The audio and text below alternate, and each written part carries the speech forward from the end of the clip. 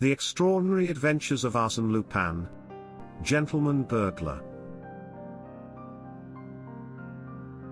By Maurice Leblanc.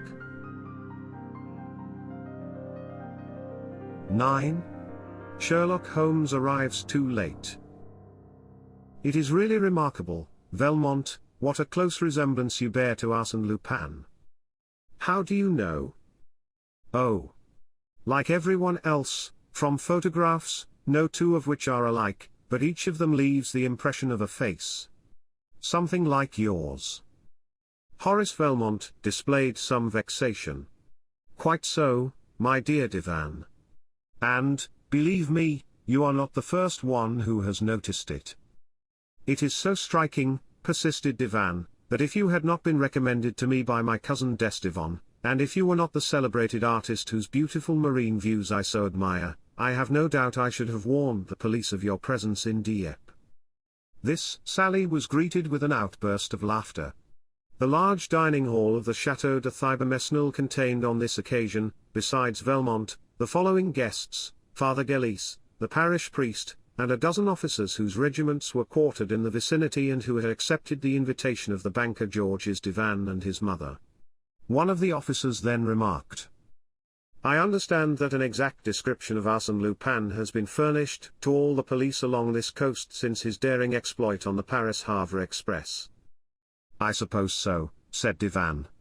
"That was 3 months ago, and a week later, I made the acquaintance of our friend Valmont at the casino, and, since then, he has honored me with several visits, an agreeable preamble to a more serious visit that he will pay me one of these days, or, rather, one of these nights."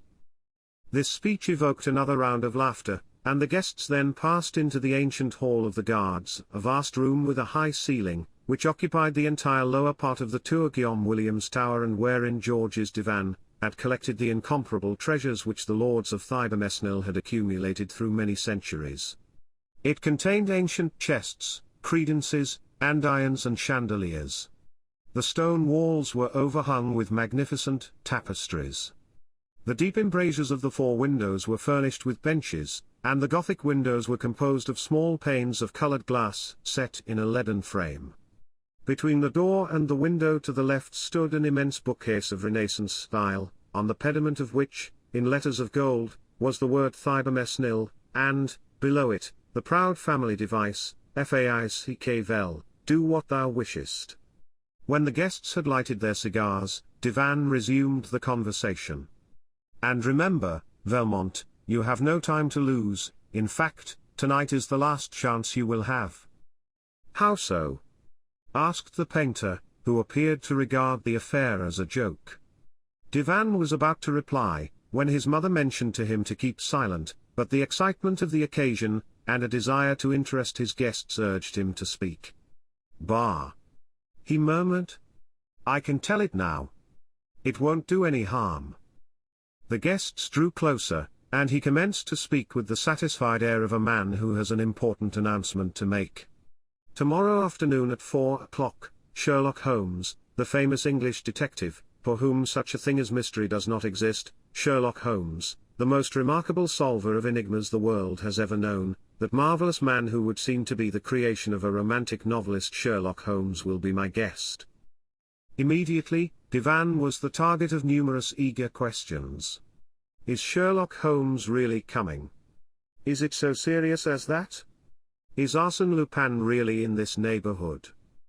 Arsène Lupin and his band are not far away. Besides the robbery of the Baron Cahorn, he is credited with the thefts at Montigny, Grouchy, and Crassville. And now it is my turn. Has he sent you a warning, as he did to Baron Cahorn?"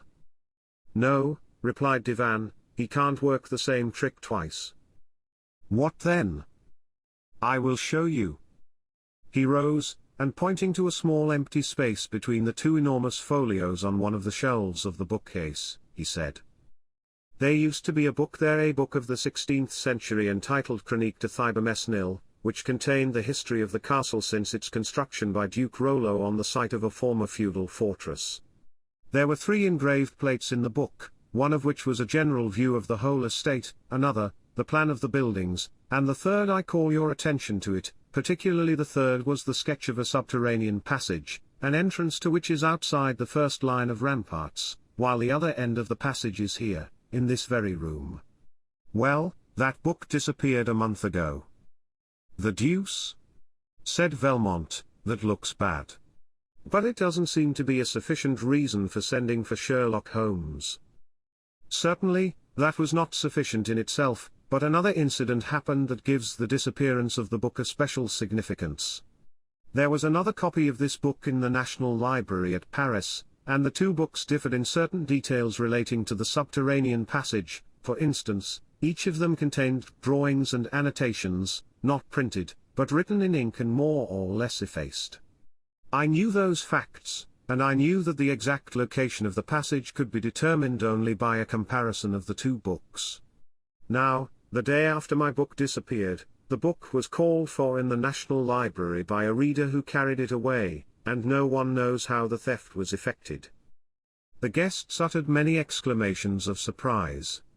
Certainly, the affair looks serious, said one. Well, the police investigated the matter, and, as usual, discovered no clue whatever. They never do, when Arsène Lupin is concerned in it. Exactly, and so I decided to ask the assistance of Sherlock Holmes, who replied that he was ready and anxious to enter the lists with Arsène Lupin. What glory for Arsène Lupin! Said Valmont. But if our national thief, as they call him, has no evil designs on your castle, Sherlock Holmes will have his trip in vain. There are other things that will interest him, such as the discovery of the subterranean passage. But you told us that one end of the passage was outside the ramparts and the other was in this very room. Yes, but in what part of the room? The line which represents the passage on the charts ends here, with a small circle marked with the letters TG, which no doubt stand for Tour-Guillaume. But the tower is round, and who can tell the exact spot at which the passage touches the tower? Divan lighted a second cigar and poured himself a glass of Benedictine. His guests pressed him with questions and he was pleased to observe the interest that his remarks had created. Then he continued. The secret is lost. No one knows it. The legend is to the effect that the former lords of the castle transmitted the secret from father to son on their deathbeds, until Geoffroy, the last of the race, was beheaded during the Revolution in his 19th year.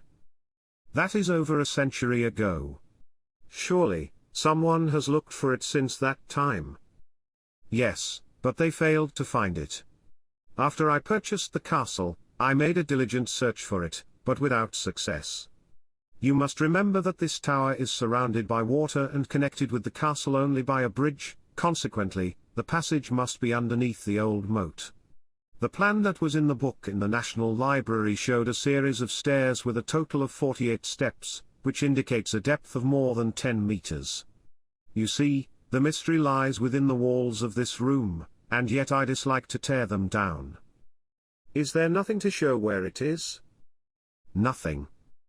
Monday Divan, we should turn our attention to the two quotations, suggested Father Gélis. Oh! Exclaimed Monday Divan, laughing, our worthy father is fond of reading memoirs and delving into the musty archives of the castle. Everything relating to Thibermesnil interests him greatly. But the quotations that he mentions only serve to complicate the mystery. He has read somewhere that two kings of France have known the key to the puzzle. Two kings of France. Who were they? Henry IV and Louis XVI. And the legend runs like this: on the eve of the Battle of Arques, Henry IV spent the night in this castle. At 11 o'clock in the evening, Louise de Tancarville, the prettiest woman in Normandy, was brought into the castle through the subterranean passage by Duke Edgard, who, at the same time, informed the king of the secret passage. Afterward, the king confided the secret to his minister Sully, who, in turn, relates the story in his book, Royal's Economies d'État, without making any comment upon it, but linking with it this incomprehensible sentence: turn one eye on the bee that shakes, the other eye will lead to God. After a brief silence, Valmont laughed and said, Certainly, it doesn't throw a dazzling light upon the subject. No, But Father Gillies claims that Sully concealed the key to the mystery in this strange sentence in order to keep the secret from the secretaries to whom he dictated his memoirs. "That is an ingenious theory," said Valmont. "Yes, and it may be nothing more. I cannot see that it throws any light on the mysterious riddle." "And was it also to receive the visit of a lady that Louis XVI caused the passage to be opened?" "I don't know," said Monday Divan. "All I can say is that the king stopped here one night in 1784, and that the famous iron casket found in the Louvre contained a paper bearing these words in the king's own writing, Fibamesnil, the 3rd of April 2011. Horace Valmont laughed heartily, and exclaimed, "At last? And now that we have the magic key, where is the man who can fit it to the invisible lock?" "Laugh as much as you please, monsieur," said Father Gillies, "but I am confident the solution is contained in those 2 sentences, and some day we will find a man able to interpret them." "Sherlock Holmes is the man," said Monday Divan, "unless Arsène Lupin gets ahead of him. What is your opinion, Valmont?" Valmont arose, placed his hand on Divan's shoulder, and declared, "I think that the information furnished by your book and the book of the National Library was deficient in a very important detail which you have now supplied. I thank you for it." "What is it?" "The missing key. Now that I have it, I can go to work at once," said Valmont. "Of course, without losing a minute," said Divan, smiling. "Not even a second," replied Valmont. "Tonight, before the arrival of Sherlock Holmes, I must plunder your castle." "You have no time to lose. Oh. By the way, I can drive you over this evening." "To Dieppe?" "Yes. I am going to meet Monsieur and Madame Dandrel and a young lady of their acquaintance who are to arrive by the midnight train." Then addressing the officers, Divan added, "Gentlemen, I shall expect to see all of you at breakfast tomorrow." The invitation was accepted. The company dispersed, and a few moments later Divan and Valmont were speeding toward Dieppe in an automobile. Divan dropped the artist in front of the casino, and proceeded to the railway station. At 12 o'clock his friends alighted from the train. A half-hour later the automobile was at the entrance to the castle. At 1 o'clock, after a light supper, they retired. The lights were extinguished, and the castle was enveloped in the darkness and silence of the night. The moon appeared through a rift in the clouds, and filled the drawing-room with its bright white light. But only for a moment. Then the moon again retired behind its ethereal draperies, and darkness and silence reigned supreme. No sound could be heard, save the monotonous ticking of the clock. It struck 2, and then continued its endless repetitions of the seconds. Then, 3 o'clock. Suddenly, something clicked, like the opening and closing of a signal disc that warns the passing train.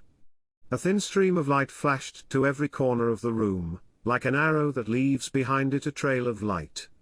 It shot forth from the central fluting of a column that supported the pediment of the bookcase. It rested for a moment on the panel opposite like a glittering circle of burnished silver, then flashed in all directions like a guilty eye that scrutinizes every shadow.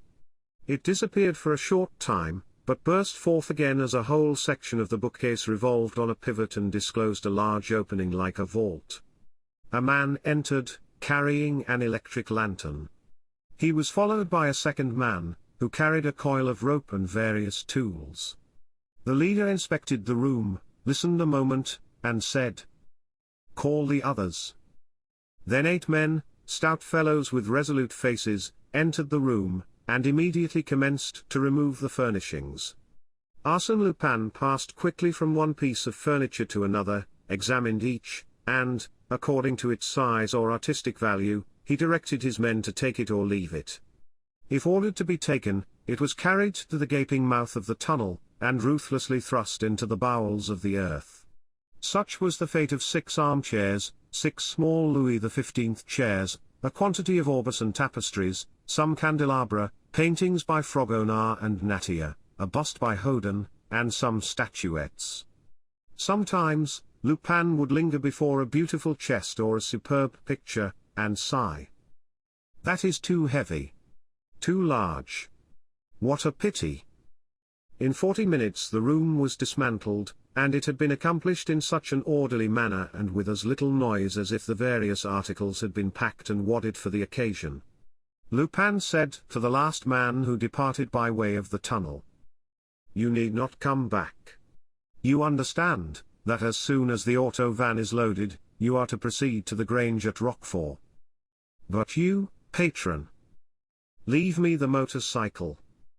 When the man had disappeared, Arsène Lupin pushed the section of the bookcase back into its place, carefully effaced the traces of the men's footsteps, raised a portière, and entered a gallery, which was the only means of communication between the tower and the castle. In the center of this gallery there was a glass cabinet which had attracted Lupin's attentions. It contained a valuable collection of watches, snuff-boxes, rings, chatelaines and miniatures of rare and beautiful workmanship. He forced the lock with a small jimmy, and experienced a great pleasure in handling those gold and silver ornaments, those exquisite and delicate works of art. He carried a large linen bag, specially prepared for the removal of such knickknacks. He filled it. Then he filled the pockets of his coat, waistcoat and trousers. And he was just placing over his left arm a number of pearl reticules when he heard a slight sound. He listened. No, he was not deceived. The noise continued. Then he remembered that, at one end of the gallery, there was a stairway leading to an unoccupied apartment, but which was probably occupied that night by the young lady whom Monday Divan had brought from Dieppe with his other visitors. Immediately he extinguished his lantern, and had scarcely gained the friendly shelter of a window embrasure, when the door at the top of the stairway was opened and a feeble light illuminated the gallery. He could feel for, concealed by a curtain, he could not see that a woman was cautiously descending the upper steps of the stairs. He hoped she would come no closer. Yet, she continued to descend, and even advanced some distance into the room. Then she uttered a faint cry. No doubt she had discovered the broken and dismantled cabinet. She advanced again.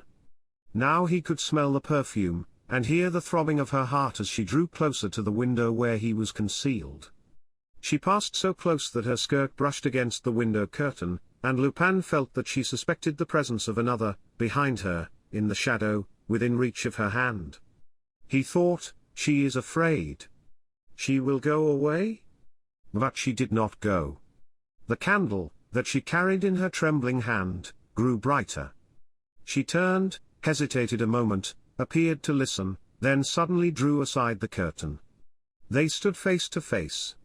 Arsène was astounded. He murmured, involuntarily, You, mademoiselle?" It was Miss Nelly. Miss Nelly. His fellow passenger on the transatlantic steamer, who had been the subject of his dreams on that memorable voyage, who had been a witness to his arrest, and who, rather than betray him, had dropped into the water the kodak in which he had concealed the banknotes and diamonds. Miss Nelly. That charming creature, the memory of whose face had sometimes cheered, sometimes saddened the long hours of imprisonment. It was such an unexpected encounter that brought them face to face in that castle at that hour of the night, that they could not move, nor utter a word. They were amazed, hypnotized, each at the sudden apparition of the other. Trembling with emotion, Miss Nelly staggered to a seat. He remained standing in front of her. Gradually, he realized the situation and conceived the impression he must have produced at that moment with his arms laden with knick-knacks, and his pockets and a linen sack overflowing with plunder. He was overcome with confusion, and he actually blushed to find himself in the position of a thief caught in the act. To her, henceforth, he was a thief, a man who puts his hand in another's pocket, who steals into houses and robs people while they sleep. A watch fell upon the floor, then another. These were followed by other articles which slipped from his grasp one by one. Then, actuated by a sudden decision, he dropped the other articles into an armchair, emptied his pockets and unpacked his sack. He felt very uncomfortable in Nelly's presence, and stepped toward her with the intention of speaking to her, but she shuddered, rose quickly and fled toward the salon. The portière closed behind her. He followed her. She was standing trembling and amazed at the sight of the devastated room. He said to her, at once, "Tomorrow, at 3 o'clock, everything will be returned. The furniture will be brought back." She made no reply, so he repeated, "I promise it. Tomorrow, at 3 o'clock. Nothing in the world could induce me to break that promise. Tomorrow, at 3 o'clock. Then followed a long silence that he dared not break, whilst the agitation of the young girl caused him a feeling of genuine regret. Quietly, without a word, he turned away, thinking, "I hope she will go away. I can't endure her presence." But the young girl suddenly spoke, and stammered, "Listen. Footsteps, I hear someone." He looked at her with astonishment. She seemed to be overwhelmed by the thought of approaching peril. "I don't hear anything," he said. "But you must go, you must escape." "Why should I go?" "Because you must. Oh. Do not remain here another minute. Go." She ran, quickly, to the door leading to the gallery and listened. No, there was no one there? Perhaps the noise was outside. She waited a moment, then returned reassured. But Arsène Lupin had disappeared. As soon as Monday Divan was informed of the pillage of his castle, he said to himself, "It was Valmont who did it, and Valmont is Arsène Lupin." That theory explained everything, and there was no other plausible explanation. And yet the idea seemed preposterous. It was ridiculous to suppose that Valmont was anyone else than Valmont, the famous artist, and club fellow of his cousin d'Estivon. So, when the captain of the gendarmes arrived to investigate the affair, Divan did not even think of mentioning his absurd theory. Throughout the forenoon there was a lively commotion at the castle. The gendarmes, the local police, the chief of police from Dieppe, the villagers, all circulated to and fro in the halls, examining every nook and corner that was open to their inspection. The approach of the maneuvering troops, the rattling fire of the musketry, added to the picturesque character of the scene. The preliminary search furnished no clue. Neither the doors nor windows showed any signs of having been disturbed. Consequently, the removal of the goods must have been effected by means of the secret passage.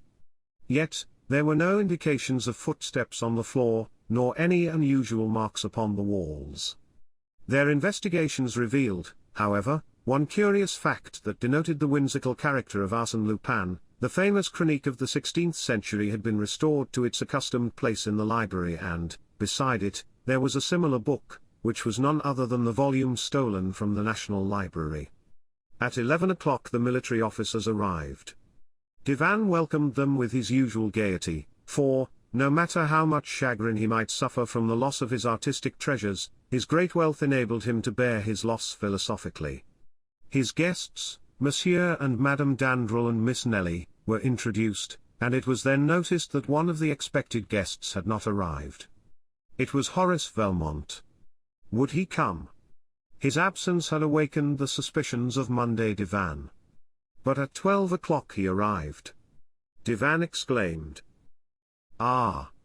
Here you are." "Why, am I not punctual?" asked Valmont. "Yes, and I am surprised that you are. After such a busy night? I suppose you know the news." "What news?" "You have robbed the castle." "Nonsense!" exclaimed Valmont, smiling. "Exactly as I predicted. But, first escort Miss Underdown to the dining room. Mademoiselle, allow me." He stopped, as he remarked the extreme agitation of the young girl. Then, recalling the incident, he said, "Ah! Of course, you met Arsène Lupin on the steamer, before his arrest, and you are astonished at the resemblance. Is that it?" She did not reply. Valmont stood before her, smiling. He bowed. She took his proffered arm. He escorted her to her place, and took his seat opposite her. During the breakfast, the conversation related exclusively to Arsène Lupin, the stolen goods, the secret passage, and Sherlock Holmes. It was only at the close of the repast, when the conversation had drifted to other subjects, that Valmont took any part in it. Then he was, by turns, amusing and grave, talkative and pensive. And all his remarks seemed to be directed to the young girl. But she, quite absorbed, did not appear to hear them. Coffee was served on the terrace overlooking the court of honor and the flower garden in front of the principal facade. The regimental band played on the lawn, and scores of soldiers and peasants wandered through the park. Miss Nelly had not forgotten, for one moment, Lupin's solemn promise: tomorrow, at 3 o'clock, everything will be returned. At 3 o'clock. And the hands of the great clock in the right wing of the castle now marked 20 minutes to 3. In spite of herself, her eyes wandered to the clock every minute. She also watched Valmont, who was calmly swinging to and fro in a comfortable rocking chair. 10 minutes to 3 ! 5 minutes to 3 ! Nelly was impatient and anxious. Was it possible that Arsène Lupin would carry out his promise at the appointed hour, when the castle, the courtyard, and the park were filled with people, and at the very moment when the officers of the law were pursuing their investigations? And yet, Arsène Lupin had given her his solemn promise. It will be exactly as he said, thought she, so deeply was she impressed with the authority, energy and assurance of that remarkable man.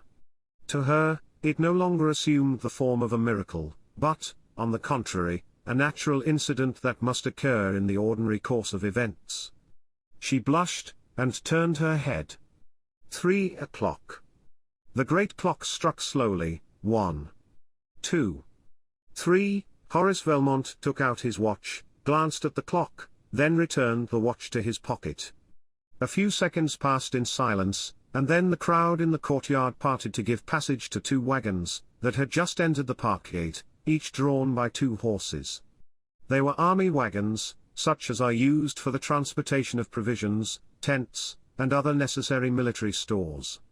They stopped in front of the main entrance, and a commissary sergeant leapt from one of the wagons and inquired for Monday Divan. A moment later, that gentleman emerged from the house, descended the steps, and, under the canvas covers of the wagons, beheld his furniture, pictures and ornaments carefully packaged and arranged. When questioned, the sergeant produced an order that he had received from the officer of the day. By that order, the 2nd Company of the 4th Battalion were commanded to proceed to the crossroads of Halliox in the Forest of Arcs, gather up the furniture and other articles deposited there, and deliver same to Monsieur Georges Divan, owner of the Thibermesnil Castle, at 3 o'clock. Signed, Colonel Beauval. At the crossroads, explained the sergeant, we found everything ready, lying on the grass, guarded by some passers-by.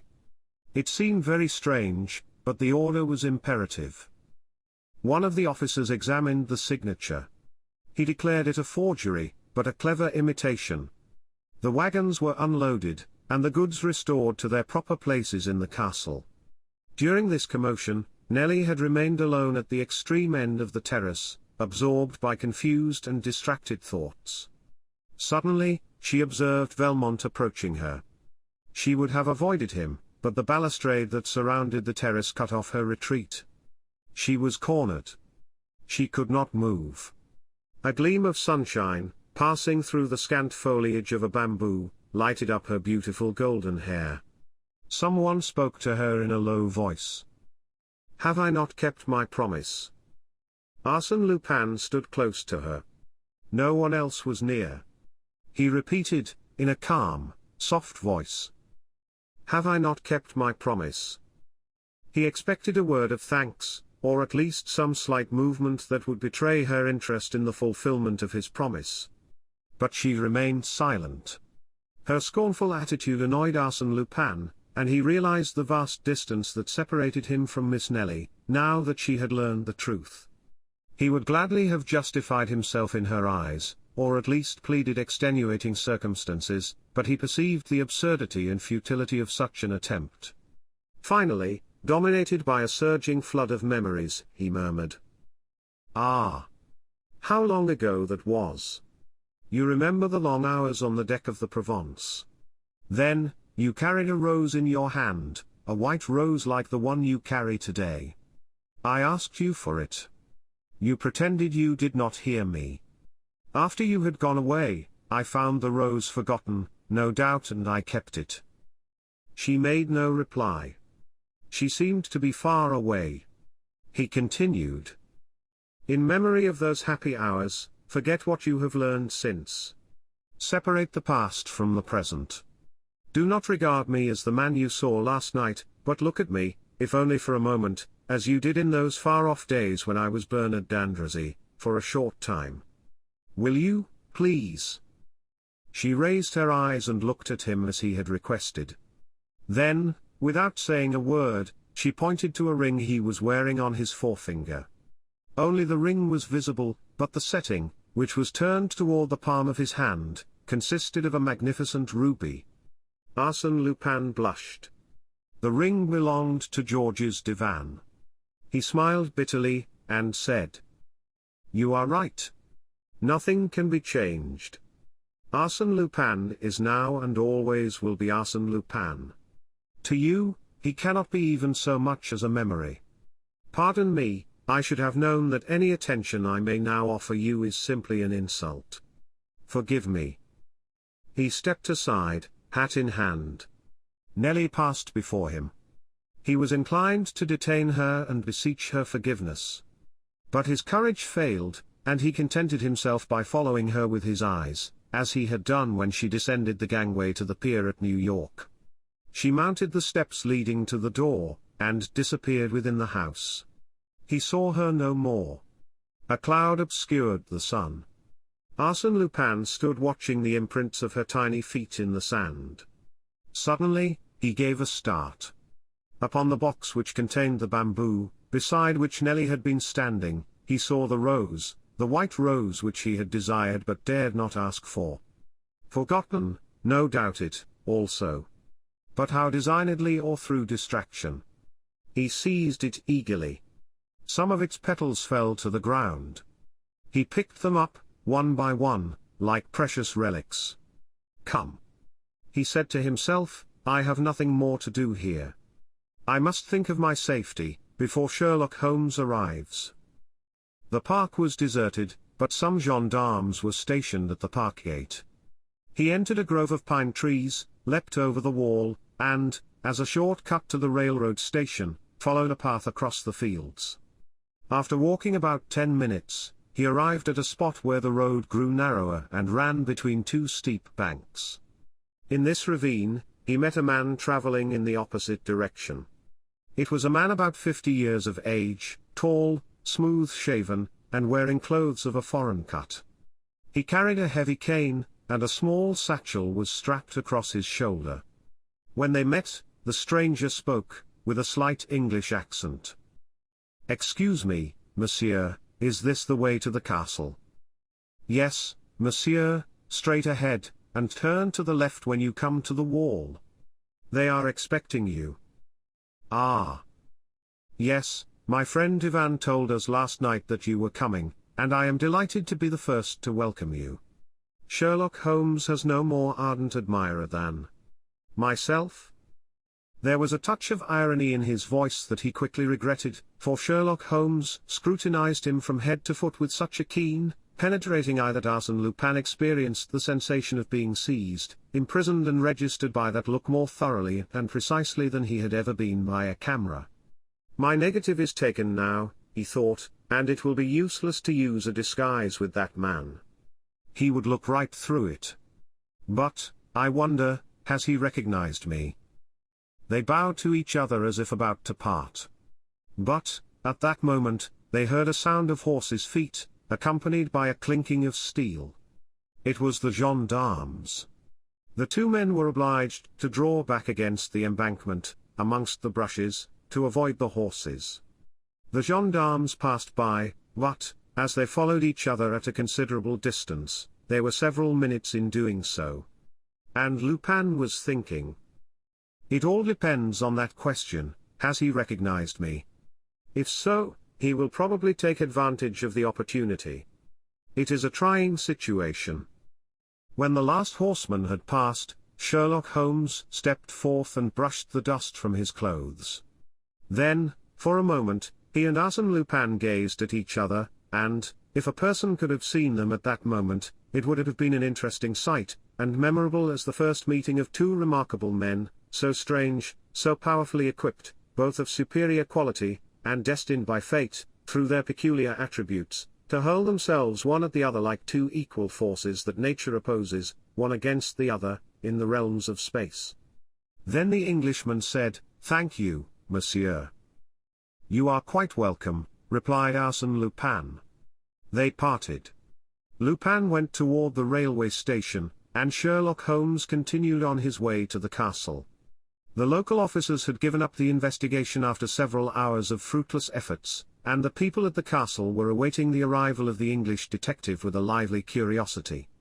At first sight, they were a little disappointed on account of his commonplace appearance, which differed so greatly from the pictures they had formed of him in their own minds. He did not in any way resemble the romantic hero, the mysterious and diabolical personage that the name of Sherlock Holmes had evoked in their imaginations. However, Monday Divan exclaimed with much gusto. "Ah! Monsieur, you are here. I am delighted to see you. It is a long-deferred pleasure. Really, I scarcely regret what has happened, since it affords me the opportunity to meet you. But, how did you come? By the train? But I sent my automobile to meet you at the station. An official reception, eh? With music and fireworks? Oh. No, not for me. That is not the way I do business," grumbled the Englishman. This speech disconcerted Divan, who replied, with a forced smile. "Fortunately, the business has been greatly simplified since I wrote to you." "In what way?" "The robbery took place last night. If you had not announced my intended visit, it is probable the robbery would not have been committed last night." "When, then?" "Tomorrow, or some other day." "And in that case?" "Lupin would have been trapped," said the detective. "And my furniture would not have been carried away." "Ah! But my goods are here. They were brought back at 3 o'clock. By Lupin? By 2 army wagons." Sherlock Holmes put on his cap and adjusted his satchel. Divan exclaimed, anxiously. "But, monsieur, what are you going to do?" "I am going home." "Why?" "Your goods have been returned, Arsène Lupin is far away, there is nothing for me to do." "Yes, there is. I need your assistance. What happened yesterday, may happen again tomorrow, as we do not know how he entered, or how he escaped, or why, a few hours later, he returned the goods." "Ah! You don't know?" The idea of a problem to be solved quickened the interest of Sherlock Holmes. "Very well, let us make a search at once and alone, if possible." Divan understood, and conducted the Englishman to the salon. In a dry, crisp voice, in sentences that seemed to have been prepared in advance, Holmes asked a number of questions about the events of the preceding evening, and inquired also concerning the guests and the members of the household. Then he examined the 2 volumes of the Chronique, compared the plans of the subterranean passage, requested a repetition of the sentences discovered by Father Gelice, and then asked, "Was yesterday the first time you have spoken those 2 sentences to any one?" "Yes." "You had never communicated then to Horace Velmont?" "No." "Well, order the automobile. I must leave in an hour." "In an hour?" "Yes, within that time, Arsène Lupin solved the problem that you placed before him." "I place before him?" "Yes, Arsène Lupin or Horace Velmont, same thing." "I thought so." "Ah! The scoundrel." "Now, let us see," said Holmes. "Last night at 10 o'clock, you furnished Lupin with the information that he lacked, and that he had been seeking for many weeks. During the night, he found time to solve the problem, collect his men, and rob the castle. I shall be quite as expeditious." He walked from end to end of the room, in deep thought, then sat down, crossed his long legs and closed his eyes. Divan waited, quite embarrassed. Thought he, is the man asleep? Or is he only meditating? However, he left the room to give some orders, and when he returned he found the detective on his knees scrutinizing the carpet at the foot of the stairs in the gallery. "What is it?" he inquired. "Look. There. Spots from a candle. You are right and quite fresh. And you will also find them at the top of the stairs, and around the cabinet that Arsène Lupin broke into, and from which he took the bibelots that he afterward placed in this armchair. What do you conclude from that?" "Nothing.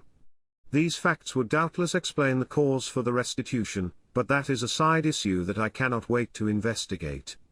The main question is the secret passage. First, tell me, is there a chapel some 200 or 300 meters from the castle?" "Yes, a ruined chapel, containing the tomb of Duke Rollo." "Tell your chauffeur to wait for us near that chapel." "My chauffeur hasn't returned. If he had, they would have informed me." "Do you think the secret passage runs to the chapel?" "What reason have?" "I would ask you, monsieur," interrupted the detective, "to furnish me with a ladder and a lantern." "What? Do you require a ladder and a lantern?" "Certainly, or I shouldn't have asked for them." Divan, somewhat disconcerted by this crude logic, rang the bell. The two articles were given with the sternness and precision of military commands.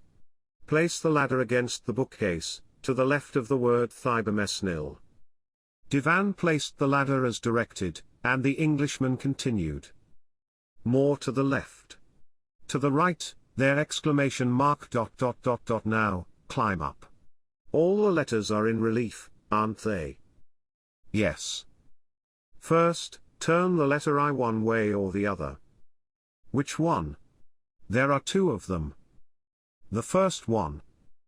Divan took hold of the letter, and exclaimed. "Ah! Yes, it turns toward the right." "Who told you that?" Sherlock Holmes did not reply to the question, but continued his directions. "Now, take the letter, move it back and forth as you would a bolt." Divan did so, and, to his great surprise, it produced a clicking sound. "Quite right," said Holmes.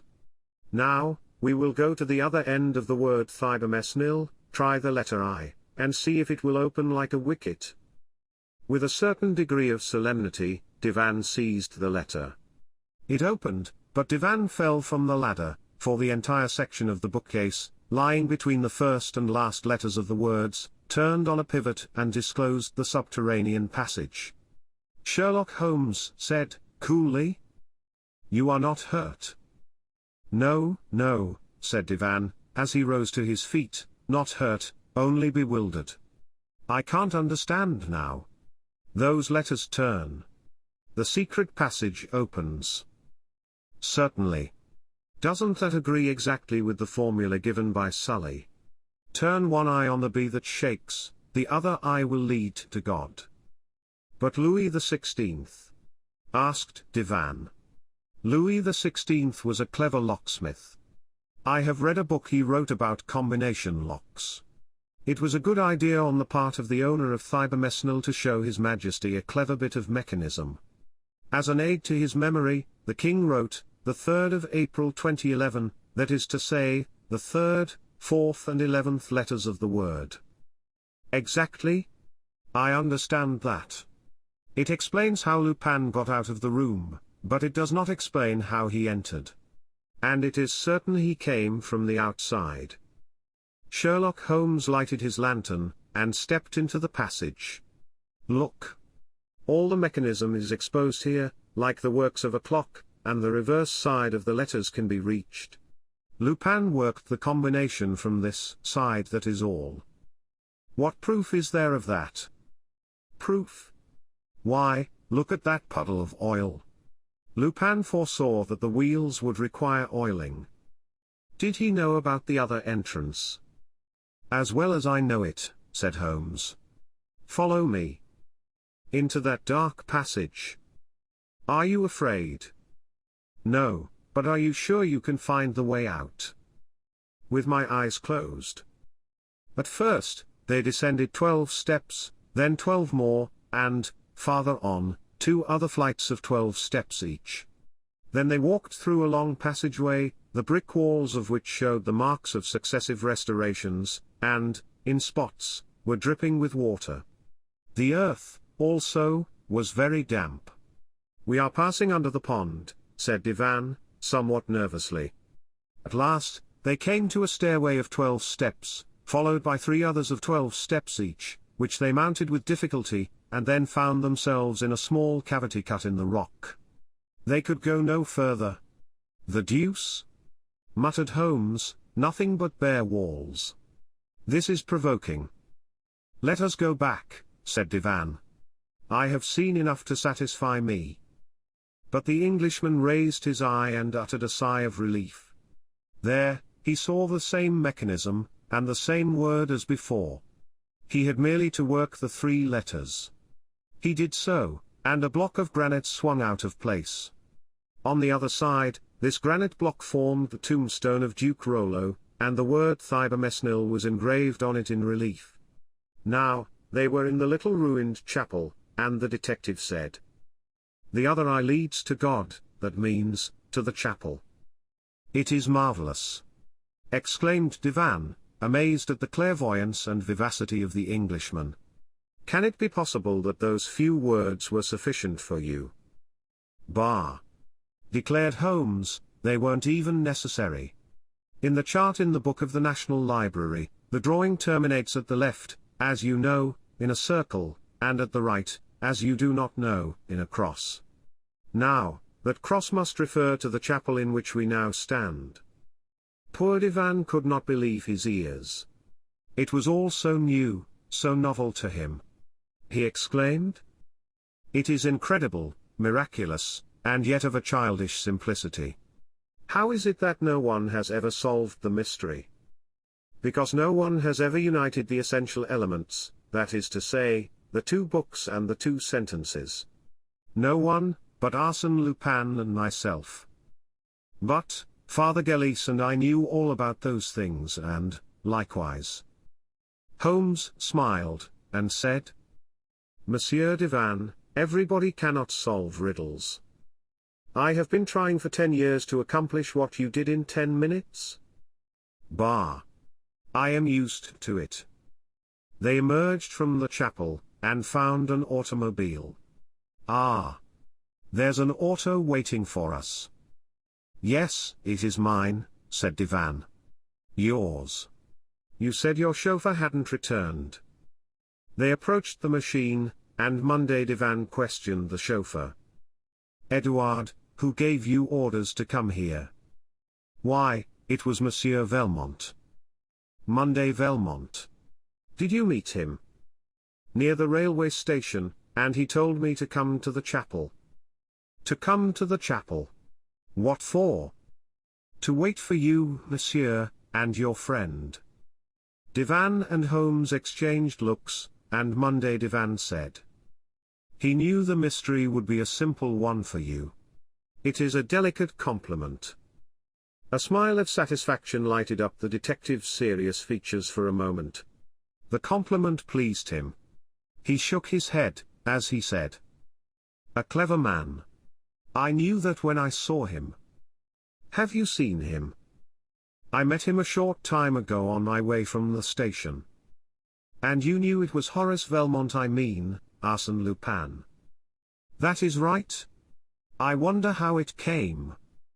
"No, but I supposed it was from a certain ironical speech he made." "And you allowed him to escape?" "Of course I did. And yet I had everything on my side, such as 5 gendarmes who passed us." "Sacrebleu!" cried Divan. "You should have taken advantage of the opportunity." "Really, monsieur," said the Englishman, haughtily, "when I encounter an adversary like Arsène Lupin, I do not take advantage of chance opportunities, I create them." But time pressed, and since Lupin had been so kind as to send the automobile, they resolved to profit by it. They seated themselves in the comfortable limousine, Edouard took his place at the wheel, and away they went toward the railway station. Suddenly, Divan's eyes fell upon a small package in one of the pockets of the carriage. "Ah! What is that?" "A package." "Whose is it?" "Why, it is for you." "For me?" "Yes, it is addressed, Sherlock Holmes, from Arsène Lupin." The Englishman took the package, opened it, and found that it contained a watch. "Ah!" he exclaimed, with an angry gesture. "A watch," said Divan. "How did it come there?" The detective did not reply. "Oh! It is your watch? Arsène Lupin returns your watch. But, in order to return it, he must have taken it." "Ah! I see. He took your watch. That is a good one. Sherlock Holmes' watch stolen by Arsène Lupin. Mon Dieu! That is funny. Really. You must excuse me, I can't help it." He roared with laughter, unable to control himself. After which, he said, in a tone of earnest conviction, "A clever man, indeed." The Englishman never moved a muscle. On the way to Dieppe, he never spoke a word, but fixed his gaze on the flying landscape. His silence was terrible, unfathomable, more violent than the wildest rage. At the railway station, he spoke calmly, but in a voice that impressed one with the vast energy and will power of that famous man. He said, "Yes, he is a clever man, but some day I shall have the pleasure of placing on his shoulder the hand I now offer to you, Monsieur Divan. And I believe that Arsène Lupin and Sherlock Holmes will meet again some day. Yes, the world is too small, we must meet, and then." The further startling and thrilling adventures of Arsène Lupin will be found in the book entitled Arsène Lupin vs. Sherlock Holmes.